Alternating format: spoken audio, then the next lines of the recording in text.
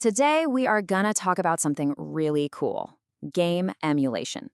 Think of it as a digital time machine that can take you right back to the golden age of gaming. We're gonna see how you can unlock this massive library of classics, all on the devices you probably own right now. It's about revisiting those amazing games and maybe even preserving a really important piece of digital history along the way. So let's start with a feeling. I bet a lot of us know this one pretty well. You've got these incredible gaming memories, right? The music, the worlds, the challenge. But where are those old consoles now? Probably tucked away in a dusty attic, maybe they're broken, or they're just gone.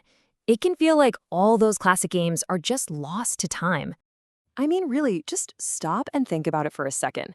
That super specific click of a cartridge sliding into the console, the feel of that old controller in your hands, those iconic startup jingles.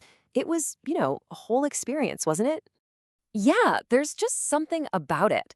It's so real, so immediate. That simple D-pad, those colorful A and B buttons, that was your direct line to jumping on Goombas or exploring Hyrule. For so many of us, that feeling is just pure, unfiltered nostalgia. But here's the thing that's kind of crazy. The reality of what we're talking about here. We're looking at over 100,000 classic games from the 80s, the 90s, and the early 2000s. That is an entire generation of art that's at risk of just disappearing, all locked away on hardware that's slowly but surely dying. It's a massive piece of our shared cultural history. So what if there was a way to bridge that gap? What if that super powerful computer in your pocket or the laptop on your desk could become a portal, a doorway right back to all those pixel-perfect adventures? Well, that is exactly the promise of emulation. And that brings us right to the solution: game emulation. Now, I know it sounds super technical, but the actual idea behind it is wonderfully simple. It's the magic key that unlocks that entire library of gaming history we were just talking about.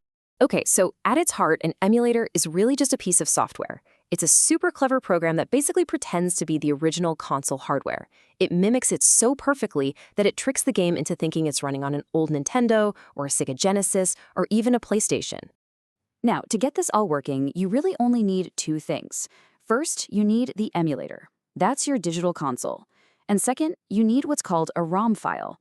The ROM is just a digital copy of the game from the original cartridge or disc. The easiest way to remember it is like this: the emulator is the console, and the ROM is the game. You need both to play. Simple as that. And this isn't some new buggy tech. Not at all. Emulation has been growing up for decades. It started out kind of slow and clunky, but now it's incredibly sophisticated. It can give you features the original consoles could only dream of, like being able to save your game at any exact moment, or upscaling the graphics to look crisp in HD, or even playing old-school multiplayer games with your friends over the internet. Okay, all right, that's enough of the theory. You're probably sitting there thinking, okay, that's cool, but how do I actually do this? Well, let's walk through it. It's way easier than you might think to get your own retro gaming station up and running. And here is the absolute best part. You almost definitely already have all the hardware you need. Seriously. For those classic 8-bit and 16-bit games, we're talking NES, Super Nintendo, pretty much any modern phone or computer has more than enough horsepower to run them flawlessly. So let's think of this as your first quest, and it's got 3 simple steps. Step 1, pick an emulator. A great place to start is an all-in-one program like RetroArch. Step 2, you need the games, the ROMs. Now, the most responsible and legal way to do this is to create digital backups of games you already physically own. And step 3, for the best experience, connect a controller. Any modern USB or Bluetooth gamepad will give you that authentic feel. And the sheer scope of this is just wow. It's not just about 1 or 2 old consoles. We're talking about dozens of different systems, from Atari and Nintendo all the way to classic arcade machines and handhelds like the Game Boy, and you can access them all from one place. Okay, we've got to talk about the elephant in the room, the legal stuff. It's definitely a bit of a gray area, for sure. But, understanding the basics is all you need to enjoy this hobby responsibly. So let's just break it down as simply as possible. The emulator software itself, totally fine, perfectly legal to download and use. The games, the ROMs, well, they're copyrighted. They're someone's intellectual property. And that's where things get a little complicated. Now, laws are different all over the world, but there's a general principle that holds true most places.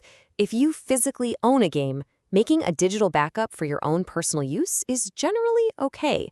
But, and this is the important part, downloading a ROM for a game you don't own is pretty much universally considered copyright infringement.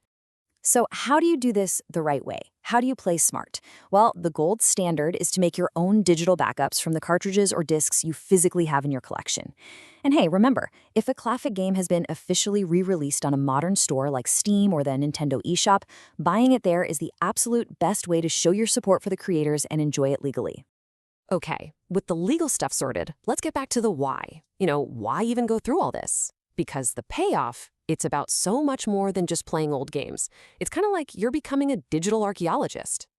I just love this quote. It really perfectly captures the whole spirit of this community. This technology is what allows a parent to share the absolute magic of Super Mario 64 with their kid, or for a whole new generation of gamers to discover where their favorite franchises even got their start. It's a bridge. And for a lot of people, this really does become a passion project. I mean, people build these incredible digital libraries, carefully curating their collections, creating these dedicated setups just to celebrate the history of this art form they love. It's like building your own personal, playable museum of gaming. And really, that's the big takeaway here. Emulation is this incredibly powerful tool for preservation. It makes sure that these foundational pieces of interactive art don't just vanish forever as old cartridges fail.